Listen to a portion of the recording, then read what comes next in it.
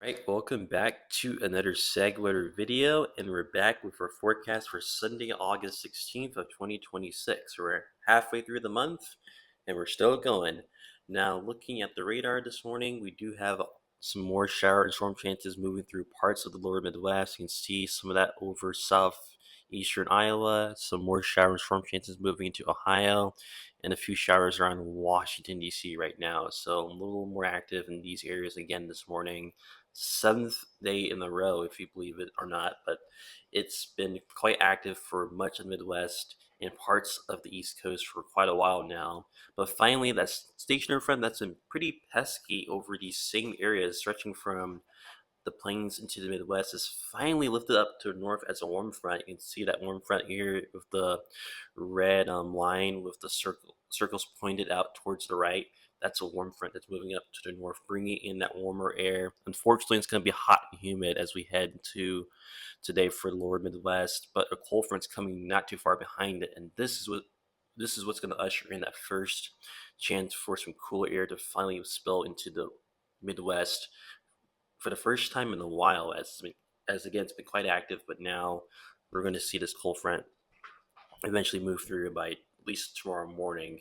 But for now, looking at our current watches and warnings, we do have a lot of heat advisories to talk about. In orange, you can tell it's from Indiana down towards Florida. Everyone in this area could see heat index values over 100 being possible. And in the pinks represent what we have extreme heat warnings, meaning values over 105 likely to about 120. So pretty hot day for you guys in these areas overall. But looking at the Midwest, lower Midwest, flood watch over Indiana, that will expire very soon by this afternoon as finally fall this rainfall kind of starting to ease down. That's going to be dropped by this afternoon. But looking at the Appalachians, a flood watch in place for you guys throughout your day today. And in the southwest corner, another extreme heat warning for Arizona, and then up towards the Pacific Northwest, still a little bit of some air quality alerts for lingering fires that will be in place as we head throughout your day today in those states. Now, looking at the severe threat today, still looking at a slight risk in place for parts of the lower Midwest stretching towards the East Coast. So, looking at some scattered severe storms possible, and then another little area in parts of the Rockies could see some scattered severe storms surrounding that, a marginal risk for parts of the plains, and then also again for parts of the Midwest stretching towards the East Coast. So a little more active in those areas today. Looking at our threats, tornado risk is still going to be there, 2% risk for mainly areas towards the mid-Atlantic, and then damaging wind risk will be the highest threat, looking at winds up to 60 miles per hour, if not greater, especially in this yellow highlighted area. So if you're in this area, I'll be on high alert for that this afternoon. And then hail risk only out towards the plains, which is good news for the mid-Atlantic, but not good news for the Rockies. So if you're in the Rockies, I'll be on high alert for that as well. Now, future forecast, looking at those shower and storm chances developing this afternoon again across the Rockies. It'll be a rinse and repeat pattern for you guys. Midwest also rinse and repeat with those storm chances ongoing. Could have a couple of rounds. This is the round moving through this afternoon, and then maybe a potential another round developing this evening. Unfortunately, across Indiana later on this evening and going into Monday morning. So watching that very closely for you guys before that front does move through and finally usher in some of that cooler air. But from now through to Tuesday, you still do expect the pattern to remain a little bit more active, especially from the upper plains down towards parts of the mid-Atlantic, expecting this pattern to again remain keep its hold throughout that time frame.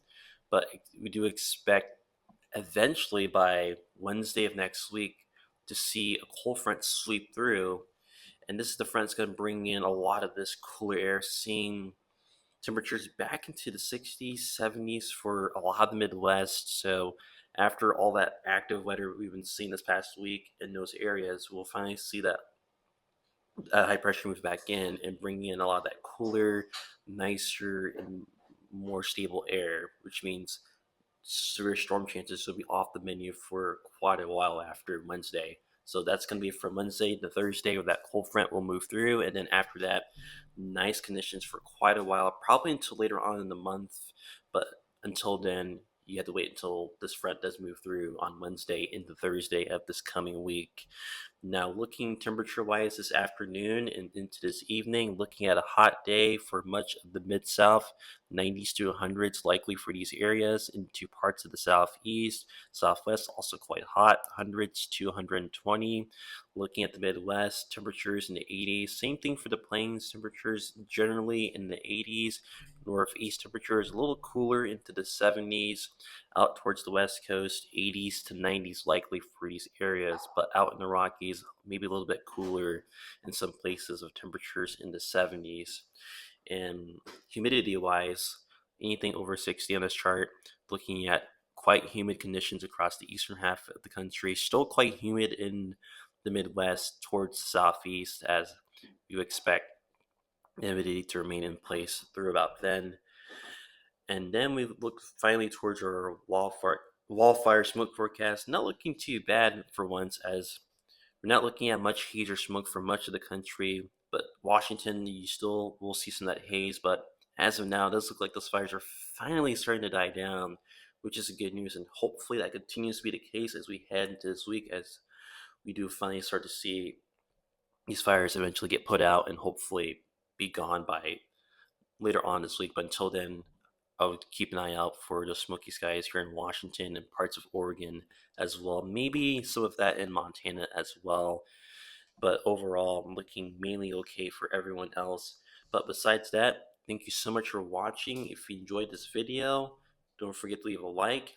And if you want to see more of this content, don't forget to subscribe to always get updated on whenever I post a video on this channel. Have a great day and stay weather aware.